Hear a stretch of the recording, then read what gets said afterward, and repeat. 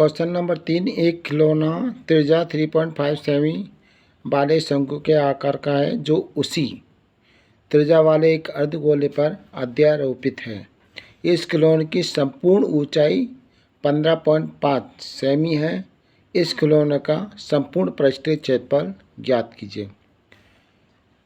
जो क्वेश्चन में जैसा लिखा हुआ है उसके मुताबिक ये डायग्राम तैयार है।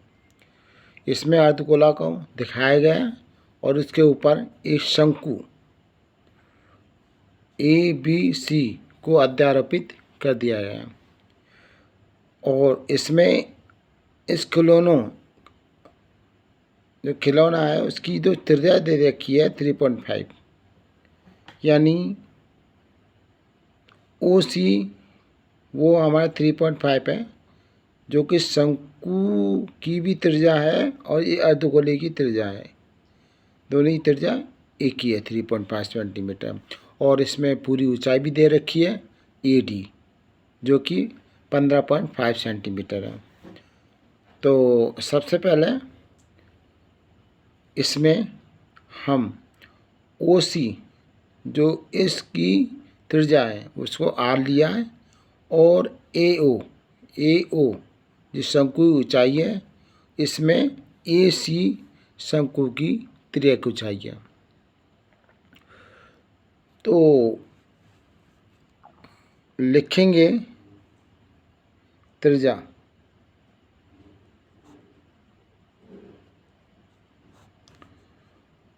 OC इक्वल टू 3.5 सेंटीमीटर, जो कि सवाल में दी गई है। तो OC और OD दोनों बराबर होंगे, तो OD इक्वल टू OC, क्योंकि दोनों ही इस गोले की त्रिज्या है। तो OC और OD दोनों बराबर है, तो OD भी हमारे 3.5 सेंटीमीटर हो जाएगा। और पूरी ऊंचाई दे रखी है, इस खिलौने की पूरी ऊंचाई दे रखी है AD, जो कि 15.5 है। तो यहाँ पे हम लिखेंगे AD बराबर 15.5 सेंटीमीटर है। तो AD जो ऊंचाई है वो AO और OD के बराबर है, यानी AO plus OD equal to, क्योंकि AD यहाँ से यहाँ तक कुल ऊंचाई है और ये हमारे AO और OD के बराबर है, और इसके बराबर ही हम 15.5 सेंटीमीटर लिख देंगे। तो हमें निकालना AO, तो AO इक्वल टू हो जाएगा 15.5 माइनस OD इक्वल टू 15.5, और OD इस जगह OD हमारा 3.5 है, यानी इसको माइनस करेंगे तो ये हो जाएगा हमारा 12.0, यानी AO के मतलब इस शंकु की ऊंचाई, AO शंकु की ऊंचाई, ये H जो निकल आया है वो 12 सेंटीमीटर है, जो कि शंकु की ऊंचाई है। अब हमें L निकालना पड़ेगा, क्योंकि इसमें जो खिलौने का संपूर्ण पृष्ठीय क्षेत्रफल है उसमें जो शंकु का वक्र पृष्ठ क्षेत्रफल है, अभी फॉर्मूला यूज होगा उसमें L की ज़रूरत पड़ती है, यानी त्रिज्या की ऊंचाई की। तो अब L निकालने के लिए मैंने एक डायग्राम और बना दिया, इसी डायग्राम को लेते हुए, जैसे AOC इस प्रकार से इस जगह हम ले लिया AOC, ये L है, ये H है, और जो हमारी त्रिज्या 3.5 है। तो इसमें ये वाला हमारा जो है AOC, ये हमारा समकोण त्रिभुज है, और AOC समकोण त्रिभुज में L कण हो जाएगा, H ऊंचाई हो जाएगी और R आधार हो जाएगा। तो इसमें फॉर्मूला जो होता है L equal to under root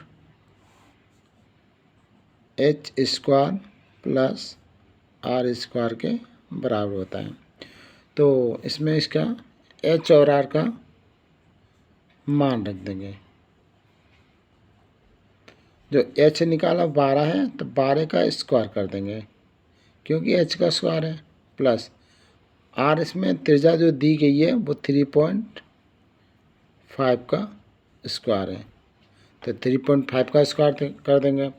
12 का स्क्वायर करेंगे तो 12 इंटू 12 यानी 12 का स्क्वायर हो जाएगा 144 प्लस 3.5 है 3.5 इसका स्क्वायर करेंगे मतलब इसका गुणा करेंगे, तो यहाँ गुणा करके दिखाता हूँ मैं आपको। 3.5 इंटू 3.5 55 25 5 सिलेगी 2 5 15 2 17 3 5 15 5 अस्सी ले 3 3 9 10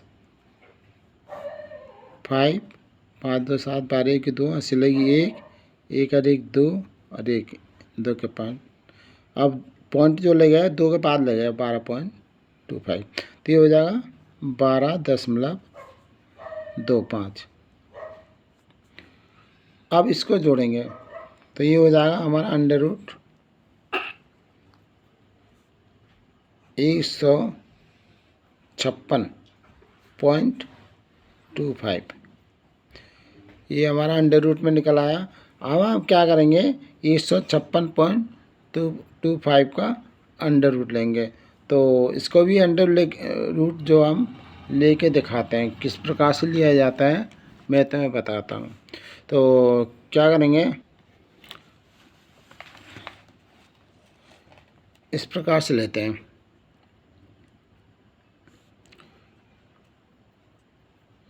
156.25 लेने वर्गमूल निकालने का तरीका है ये। 2 2 के जोड़ बनाते हैं, मतलब पॉइंट के इस साइड बनते हैं, 2 2 का जोड़ा ये बन गया और इस साइड इस प्रकार से बनाते हैं, 2 का जोड़ा ये सिंगल हो जाएगा। पहले हमने भाग दिया इसमें 1 का, क्योंकि पहला भाग हमारा वर्ग के रूप में जाता है, तो हो जाएगा हमारा 1 का 1 में देंगे, 1 बार जाएगा 1 से कुछ नहीं बचा उतारा 56 और ये 1 को डबल कर देते हैं तो 1 और 1 2 हो जाता है और ये जोड़ा उतार लिया 56 का जोड़ा उतार लिया। फिर हम 1 अंक को छिपाते हैं, 6 छिपा दिया तो बचा 5, तो 2 का भाग 5 में देंगे तो ये 2 बार जाएगा, 2 इधर लिखेंगे तो 2 ही इधर लिखा जाएगा। और फिर क्या करते हैं 2 का इन 22 में गुणा करते हैं 2 दूनी 4 और 2 दूनी 4, फिर माइनस करेंगे तो 6 में 4 में 2 बचा और 5 में 4 जाने पे 1 बचेगा। फिर हम जोड़े उतार लेते हैं 25 का, इससे पहले पॉइंट है तो पॉइंट लगा देंगे। फिर क्या करते हैं इसमें जो इकाई का अंक है उसको प्लस कर देते हैं, तो 2 दूनी 4 2 का 2 यानी इसको जोड़ने पर 24 आ गया। अब हम इसका भाग देंगे 1 अंक छिपा कर, जब 5 को हमने छिपा दिया तो 122 में देंगे, तो 24 को 25 मान के 122 में देंगे तो लगभग 5 बार चला जाएगा, तो 5 बार दे देते हैं, 5 यहाँ लिखते हैं और 5 को यहाँ लिख देते हैं। तो फिर इसका गुणा करते हैं तो ये हमारा हो जाएगा 55 25 की 5 हासिल 2, 5 चौ 20 तो 22 की 2 हासिल 2, 5 दूनी 10 तो 2 12। इस प्रकार से ये हमारा गुणा करने पर 1225 आ जाता है। फिर इसको माइनस करेंगे तो कुछ भी नहीं बचेगा, यानी 156.25 इसका वर्गमूल 12.5 आ गया। तो इसका वर्गमूल लेते हैं इस प्रकार से, तो ये हमारा आ जाएगा 12.5, यानी जो एल निकल के आया है वो 12.5 सेंटीमीटर है। अब हम इस खिलौने का संपूर्ण पृष्ठीय क्षेत्रफल निकालेंगे, तो लिखेंगे खिलौने का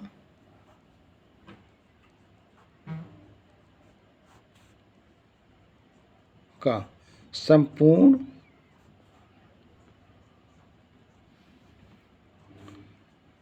पृष्ठीय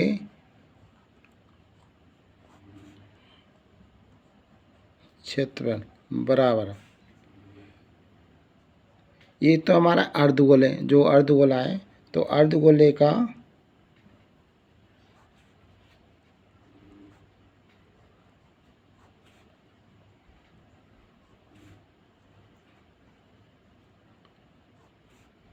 वृत्त पृष्ठीय क्षेत्रफल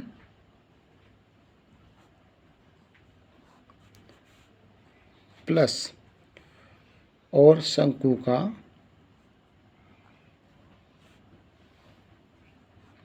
वक्र पृष्ठीय क्षेत्रफल,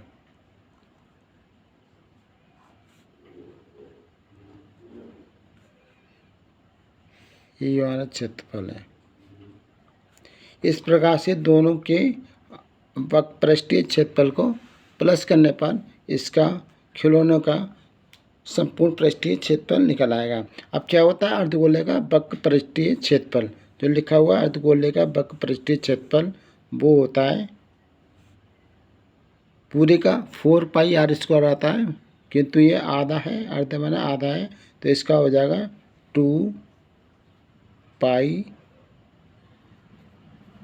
आर स्क्वायर, ये आधे का हो गया, प्लस और शंकु का वक्र पृष्ठीय क्षेत्रफल होता है पाई आर एल, यानी अर्धगोले का जो वक्र पृष्ठीय क्षेत्रफल 2 पाई आर स्क्वायर होता है और शंकु का जो वक्र पृष्ठीय क्षेत्रफल पाई आर एल होता है।